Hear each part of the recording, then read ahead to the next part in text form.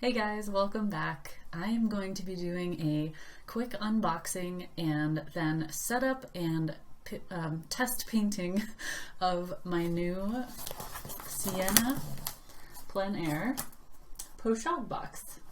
Is that how you say it? Pochade? And this is the large size, and the reason I got this is because I have a smaller one that I like to take out with me when I do plein air painting, but I wanted one that I could keep in my studio with the slight chance of maybe someday taking it out. So it's a little different than like a normal studio easel, but I do tend to switch out my desk setup between oil painting and watercolor and have one of those tabletop easels. And sometimes I work flat, so I need something that's pretty portable, so I thought this would be a good option. So when you first open it up, it has a instruction sheet on top, which should come in handy. Hopefully I don't need instructions, but I'll leave that to the side just in case. And it also is wrapped in bubble wrap. So we will take that out and put the box to the side. And open that up. So it's not like tape shut or anything. The bubble wrap sleeve is just like around it. Ooh, the color is so beautiful. Wow, this wood is gorgeous. I'm assuming it's pretty similar to other Pochade boxes that I've seen and that I've used, so hopefully I'll be able to figure it out. But yeah, let's turn it around. Okay, so I guess this is the front. It has a really nice little Sienna Plein Air like plaque on it, which is cool, and a little lock. So we open that up. Oh wow. All right, okay, so it has the glass palette insert, which is excellent. I will definitely be taking advantage of that because up until now I've just used a really cheap wooden palette, and I never even actually oiled it or finished it. I just kept painting and painting and painting, and now there's like a solid layer of oil paint on it that I just keep layering on top of. So this will be a nice change from that. And it looks like the adjustment, you have to tighten it, you have to screw in these 3 screws or turn these knobs, and that holds it in place to your whatever you prefer, I guess. So far I haven't needed the instructions, which is a good thing. And it looks like it gets pretty, you can fit a pretty big piece on here. And the knob is on the back. And you can raise the bottom one as well. So you can have your piece up higher elevated, which is awesome because my other tabletop easel created a lot of problems for me because the bottom of it was so low. When I was painting in lower areas of the canvas, my hand or my brush would hit things and it just was really annoying. So I like that elevated aspect. So the side knobs, you can change position, and you can either have it like this or like that. And if you want it up vertical, you can do something like this, which I think will actually stabilize it more.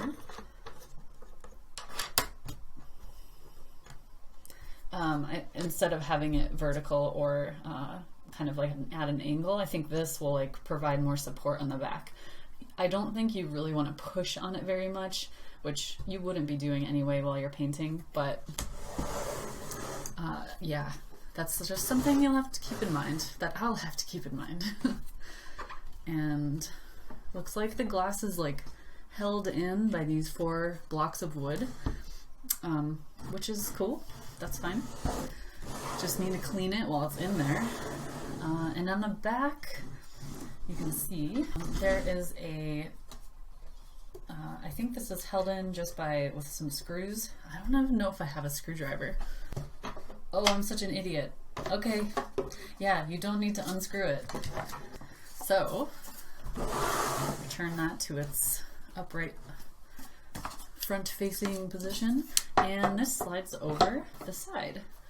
While you're painting, you have a really convenient little place to hold your brushes. And this is something I've been looking forward to, and I actually was going to buy a brush holder, but when I ordered this I noticed that was a feature and I was like, ooh, I'll wait and see how that goes. So I will no longer be holding all my brushes or like losing them on my work surface. I can have them all in one place, which is awesome.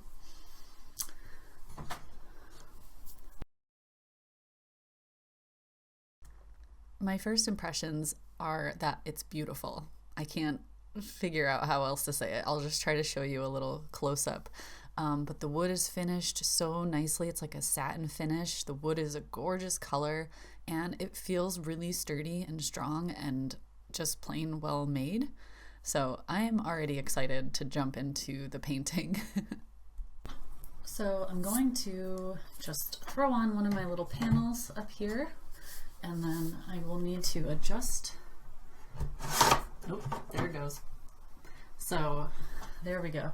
And if you notice, you can also sandwich it between these two wood pieces. So instead of having it like held within these little clips, you can have it kind of sitting there.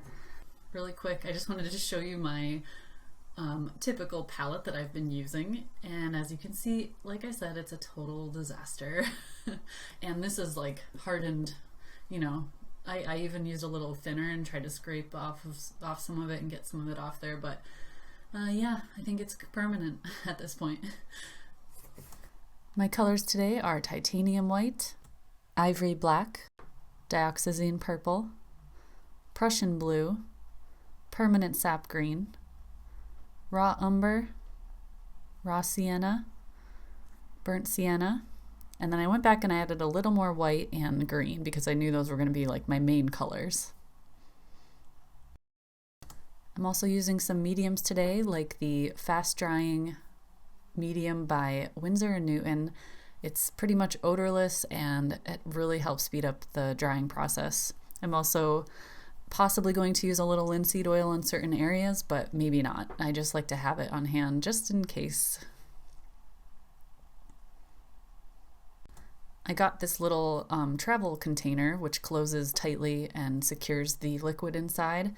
So this is my linseed oil, and then on the other side I have the fast drying medium, and I can take that out for plein air painting or just have it in my studio for quick use instead of constantly pouring new medium. To use it, I'll get some paint on my palette and then dip my palette knife in the medium and start mixing it thoroughly. Depending on how many colors I want to do to start off, I usually just mix as I go. It's easy enough to do that, and just really try to make sure it's very thoroughly mixed before I start painting with it.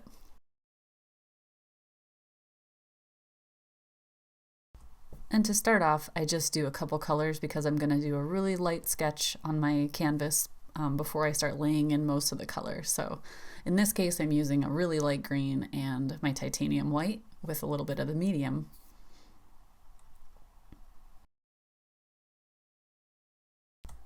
So on the right, you can see my reference photo, which I took last weekend on a hike. It was an amazing forest. Pretty much everything was covered in moss, as is really common in Scotland. But the lighting inspired me so much because it was a very sort of overcast, hazy atmosphere, pretty humid that day. And so the light was just illuminating the edges of the tree. And at this particular angle, it created that like really bright, almost yellowish green neon glow on the edges of the tree. So that was going to be my focus in this painting.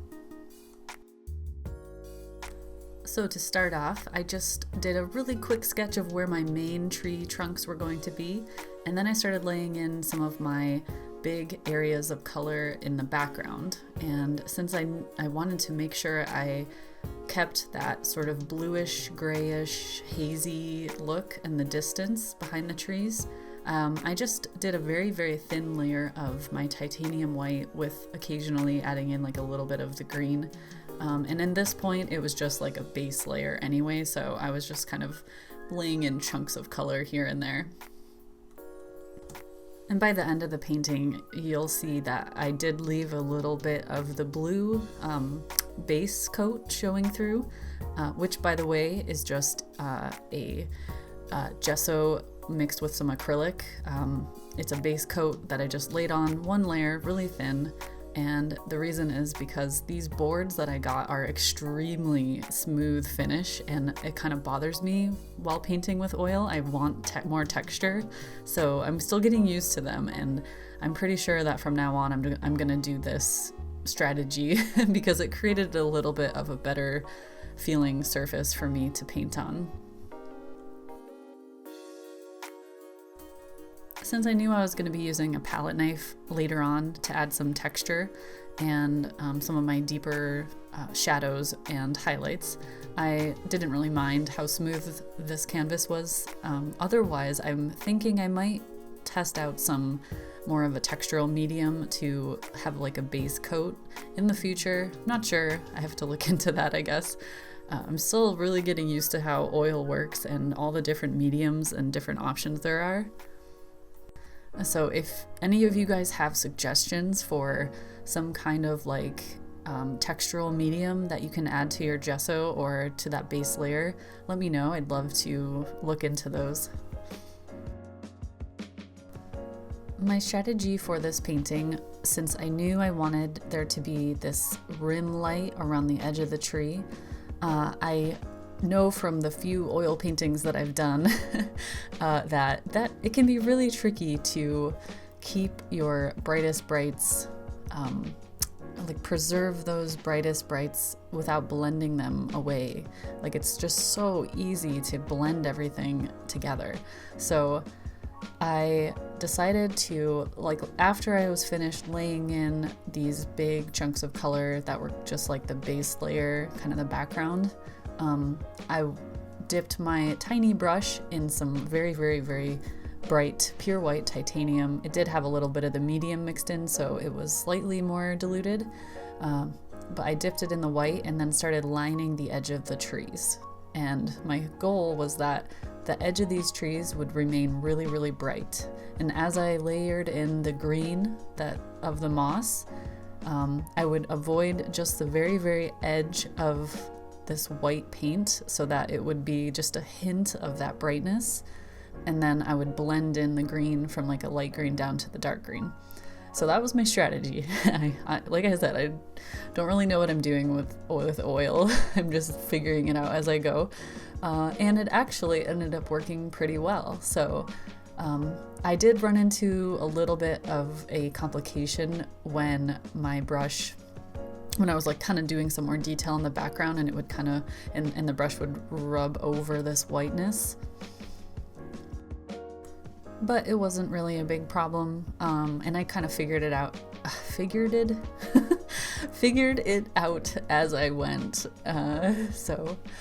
But overall, it was a really relaxing and fun painting, and since I'm still just now nearing, hopefully, the end of my cold that I had, or whatever, being sick, I wanted to give myself something really, really enjoyable and relaxing to paint. Trees are just my favorite thing, forests and trees. So I started laying in some of the mid-tone to the mossy tree trunks, and then being really careful in avoiding those bright white edges that I had laid in. And then I started adding in the darker shadowy textures, and I used the edge of my brush kind of like more parallel with the canvas in order to let some of the paint deposit in more of a chunky texture. I didn't really do a lot of blending here. I just kind of let it stay really rough.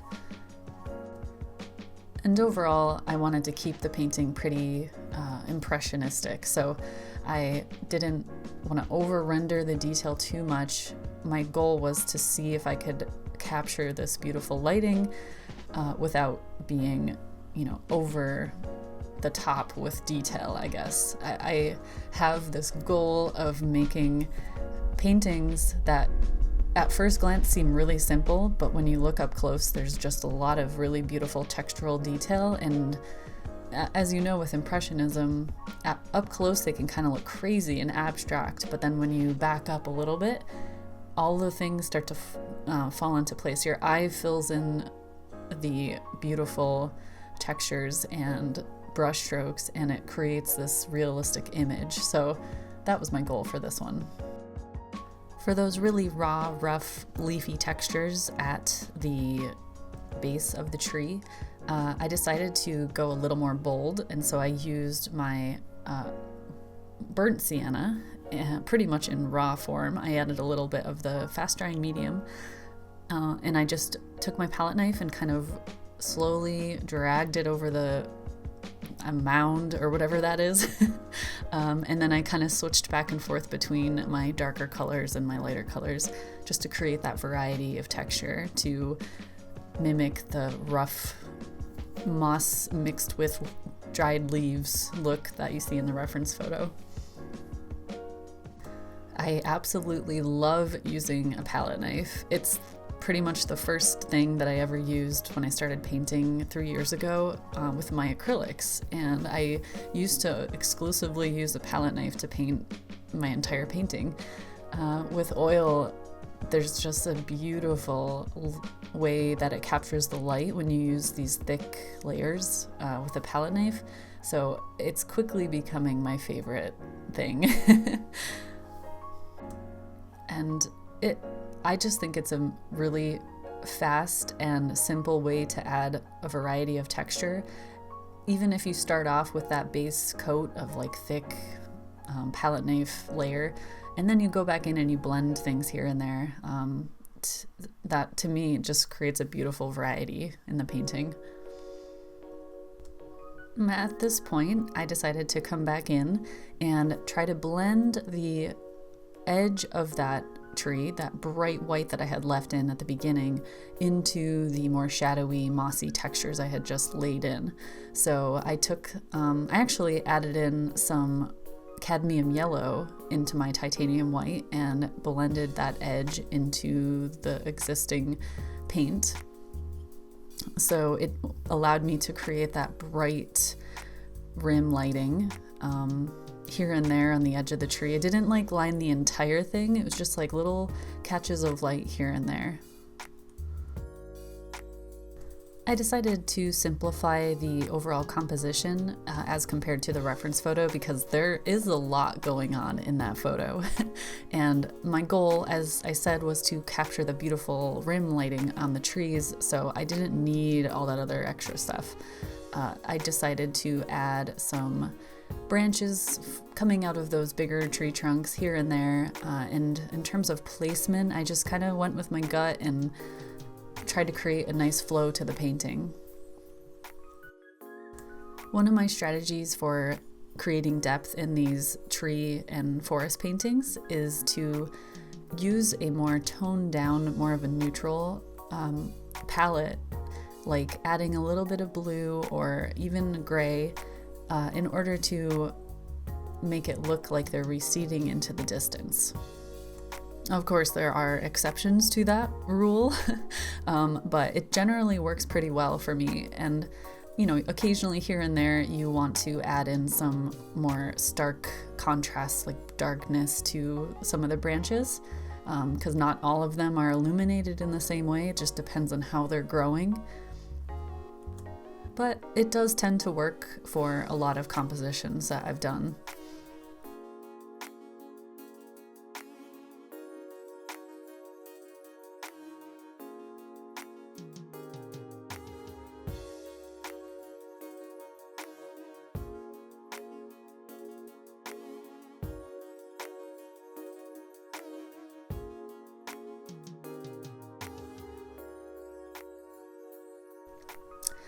At this point, I started to notice that I wanted the background to be a little more developed. So here and there, as I was working on these tiny details, I decided to add more variety to the background colors and textures. So towards the end of the painting is when I really start to notice what's missing and what I can add to really draw the viewer's eye into where I want the focus of the painting to be.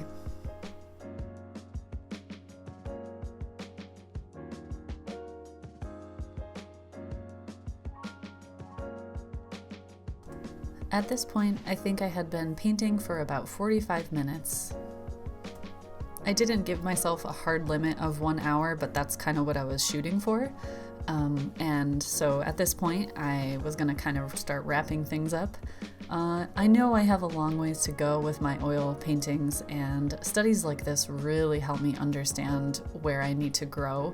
And so I'll carefully look things over at the end and really try to pay attention to things that I want to fix or change in the future.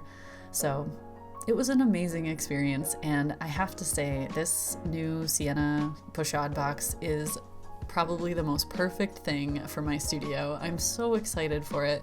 It just made the whole process so much more efficient for me, and now I can pack it up and switch back to a watercolor setup. I think one of my favorite things about this setup is the glass palette and the fact that I can close this when I'm done and my paint will stay wet a little bit longer. So that's going to be an awesome feature for me. These are the brushes that I used, just 4 different sizes in various shapes. I don't know why, but 2 of them are called number 6 brights, but they're completely different. So, okay. I wanted to show you guys how I cleaned off my palette. Nothing fancy. I just thought maybe it might be helpful or cool for you guys to see. Just scraping off. I had hardly any paint left, actually. These were very thin piles of paint, so it was nothing too difficult. But I scraped off the majority with my palette knife, and then I went back in with some thinner by Winsor & Newton and a paper towel. Just cleaned it off. It was so easy. I do live streams every Monday, Wednesday, Friday on my Twitch channel, and I'm constantly changing my setups and jumping between different mediums. So this is just a really convenient thing for my studio. I really love how adjustable the easel bars are, so you can lower it and raise it, and I don't remember how big you can work, but I actually want to get a huge easel for my studio eventually, but I've been working more in smaller sizes lately, not so many huge canvases. I really encourage you guys to try out different setups, because until you find the one that is just perfect for you, you might find painting to be slightly inconvenient or frustrating. And we definitely don't want that.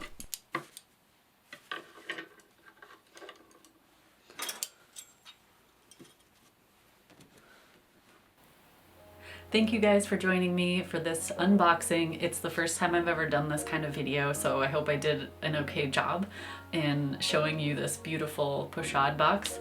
And I hope you also enjoyed the demo. Let me know if you have any questions below in the comments.